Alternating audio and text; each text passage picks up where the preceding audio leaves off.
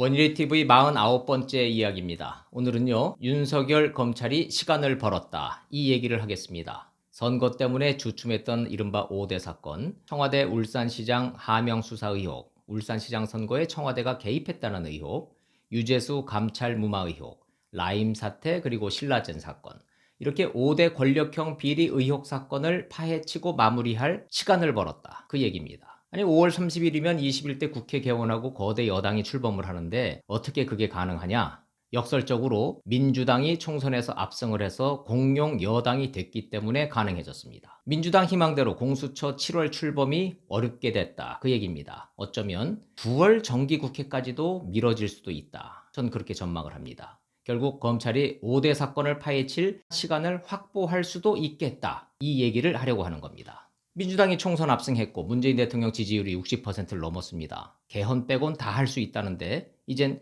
개헌도 못할 거 없다. 파죽지세입니다. 야당인 통합당 정신 못 차리고 있고 보수 유권자층은 실망해서 정치 자체를 외면하고 있죠. 언론 지형은 더 기울었고 사법부 역시 편향 시비로부터 자유롭지가 않습니다. 견제, 균형 이런 거 사라진 지 오래예요. 여권으로서는 유일한 걸림돌이 윤석열 검찰입니다. 검찰개혁 명분을 앞세웠지만 목표는 윤석열 끌어내리기입니다. 배신자 윤석열과는 함께 갈 수 없다. 필사의 총력전이죠. 윤석열 검찰에겐 의지 부족보다는 시간 부족이 더 큰 약점이었습니다. 5월 30일 21대 국회가 개원합니다. 윤석열 검찰총장 임기는 2년이고 내년 7월까지입니다. 여권이 그렸던 그림은 아마 이런 걸 거예요. 7월에 공수처가 설치되고 윤석열 장모와 부인에 대한 수사를 시작하고 윤석열 검찰총장 도덕성에 흠집을 내고 임기 못 채우고 스스로 내려온다. 7월 공수처 뜨면 윤석열 손발 묶고 검찰이 하던 수사 모두 공수처로 갖고 온다. 이 수순일 겁니다. 그런데 7월 공수처 설치 어려워졌습니다. 공수처장 추천위원회 구성 때문에 그렇습니다. 총 7명인데 6명이 동의해야 대통령에게 후보를 추천할 수 있습니다. 대통령은 추천위가 추천한 2명 중 1명을 지명을 해서 국회 인사청문회를 거쳐서 임명하도록 돼 있어요.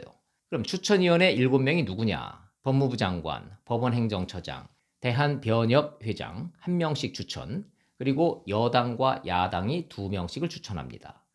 여당목 2명은 대통령이 소속되거나 소속됐던 정당의 교섭단체, 그러니까 문재인 대통령이 더불어민주당이니까 더불어민주당 몫이 2명입니다. 문제는 야당목 2명인데 이렇게 돼 있어요. 대통령이 소속되거나 소속됐던 정당의 교섭단체, 외 교섭단체가 추천한 2명. 제1야당 미래통합당의 1명, 제3교섭단체의 1명. 처음에는 이 그림이었는데 총선 결과 제3교섭단체가 없어지는 바람에 여야 2개만 남았고 결국 야당 몫이 2명이 된 겁니다. 쉽게 말해서 민주당 2중대, 3중대가 전멸한 겁니다. 처음에 만들 때 4+1 협의체를 염두에 뒀기 때문입니다. 민주당의 총선 압승, 공수처만 놓고 보면 승자의 저주입니다. 여당인 더불어민주당 163석, 야당인 미래통합당 84석, 국회 교섭단체가 2개로 줄었어요. 지난해 말 4+1 협의체로 공수처법을 강행 처리만 할 때만 해도 민생당, 바른미래당, 정의당이 있었습니다. 지금은 정의당 6석 빼고는 소멸이에요. 7월 공수처 설치라는 목표만 놓고 따지면 민주당이 그렸던 그림이 아니죠. 민주당이 워낙 압승을 해서 싹쓸이 해버렸으니까. 미래통합당목 추천위원 2명이 반대를 하면 어떤 일이 벌어질까요? 공수처장을 민주당 입맛대로 고르지 못하는 상황이 됩니다. 그렇다고 통합당이 원하거나 합의가 되는 인물, 예컨대 윤석열, 공수처장에 추천한다 치자고요. 정치적 중립이 신념이라 살아있는 권력도 막 수사하는 그런 인물, 여야 합의로 그런 인물을 추천을 한다? 그건 있을 수 없는 일입니다. 민주당 입장에서는. 윤석열 믿었다가 어떤 일이 벌어졌는데 공수처장을 제2의 윤석열을 찾아서 추천한다? 안 하면 안 하지 그렇게는 못하는 겁니다. 민주당으로선.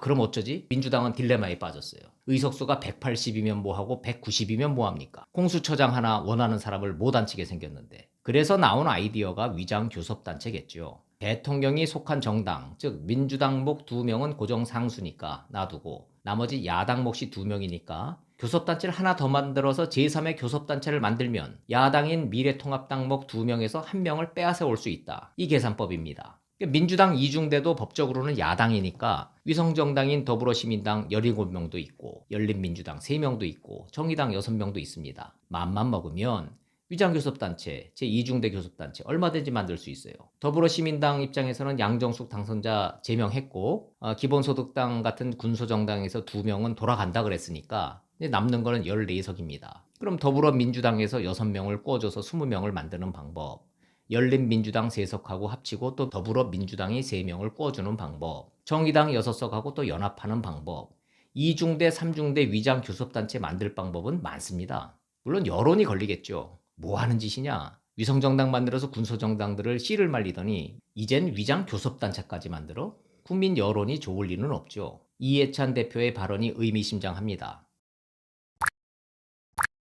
더불어민주당과 더불어시민당은 국민에게 했던 약속대로 15일까지 합당을 추진한다. 합당한다가 아니라 추진한다예요. 그리고 하나 더 붙습니다. 경우에 따라 특단의 대책을 마련할 수도 있다. 특단의 대책. 그 말은 여차하면 위장교섭단체, 제3교섭단체 만들 수 있다. 그 뜻으로 봐야 되겠죠. 그럼 야당은 가만히 있을까요? 미래한국당이 19석입니다. 한 명만 더 보내면 바로 20명 교섭단체예요. 당분간 독자 정당의 길을 걷겠다. 그 뜻입니다. 민주당이 공수처장 때문에 제3교섭단체를 만들면 바로 맞불 작전. 우리도 위장교섭단체 만든다. 이겁니다. 그렇다고 야당목 2명이 미래통합당과 미래한국당에 1명씩 유지가 될까요? 반드시 그런 건 아닌데 그렇다고 뺏기지도 않는다고 그러네요. 이해가 잘 안 되십니까? 무슨 소린지 설명을 드리겠습니다. 법적으로 대통령이 속한 여당 빼곤 전부 야당입니다. 야당 몫을 정하는 순서는 의석수예요. 민주당이 욕먹을 각오하고 위장교섭단체 만들기로 했다 쳐보자고요. 더불어시민당을 20명을 만들어서 교섭단체를 만들어요. 그럼 미래통합당이 미래한국당에 1명이 아니라 2명을 보내서 21석을 만들어요. 그러면 추천위원 1명 더 가져올 수 있습니다. 그럼 민주당이 이번에는 아예 10명을 보내서 30석짜리를 만들어요. 그럼 통합당은 아예 20명을 보내서 40석짜리 미래한국당을 만든다. 어차피 야당목 추천위원 2명 못 뺏어온다 이겁니다. 핑퐁 게임 시나리오를 쓰다 보면 더불어민주당은 결국 실익 없다. 그냥 합치자. 욕이라도 먹지 말고 명분이라도 챙기자. 이렇게 될 가능성이 높습니다. 미래통합당은요. 지켜보는 거예요. 민주당이 정말 위장교섭단체를 포기하는지. 민주당은 총선 압승 이후에 공수처장 임명 이거 꼬였구나. 이거 계산 못했을 겁니다. 혹시 예상치 못한 상황이 돼서 공수처장 2명이 우여곡절 끝에 대통령한테 추천된다 치자고요. 그럼 대통령이 1명 골라서 임명하겠죠?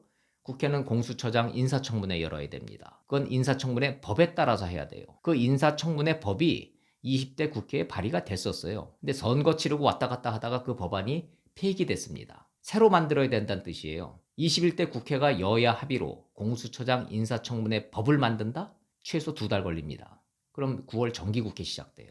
공수처장 입맛에 맞는 사람을 고르고 인사청문회 거치고 공수처 차장 임명하고 검사 수사관 뽑고 윤석열 수사하고 검찰이 하고 있던 사건 다 가져오고 이거 9월 정기국회까지 물리적으로 안 될 가능성이 높습니다. 아예 이런 문제를 애초에 제거를 한 새 공수처법을 만들어서 힘으로 밀어붙인다? 패스트트랙에 태운다? 불가능하지는 않지만 그것도 최소 3달 걸립니다. 여당은 얻는 것보다 잃는 게 더 많을 거예요. 현재 누구 초대 공수처장 하마평이 나도는데 그 상태에서 선뜻 누구든 막기 어려울 겁니다. 정치적 중립성이 보장이 안 됩니다. 누가 봐도 첫 임무는 윤석열 끌어내리기일 텐데 그 악역을 덜썩 받을 인물 찾기도 쉽지 않고 찾아도 국회 통과 어려울 겁니다. 결국 시간은 윤석열 검찰 편이 될 것 같습니다. 지금부터 정기국회까지 5달, 윤석열 검찰은 이른바 5대 사건, 파헤칠 시간을 확보할 수 있습니다. 조국 부부 재판도 그때쯤이면 마무리될 수 있어요. 윤석열 검찰총장 그리고 9월 정기국회에 나가는 겁니다. 허심탄회하게 말하면 돼요. 수사 힘들었지만 최선을 다했다. 모두 기소했다. 이런저런 방해와 위협이 있었다 그동안에. 이제부터 정의를 실현하는 건 재판부의 몫이다. 내 역할은 여기까지다. 그리고 그때 검찰총장직 탁 던져도 됩니다. 그 이후는 대선 전국. 어떤 일이 벌어질지는 아무도 모르는 게 대한민국 정치 아닌가 싶습니다. 오늘의 TV 마칩니다. 고맙습니다.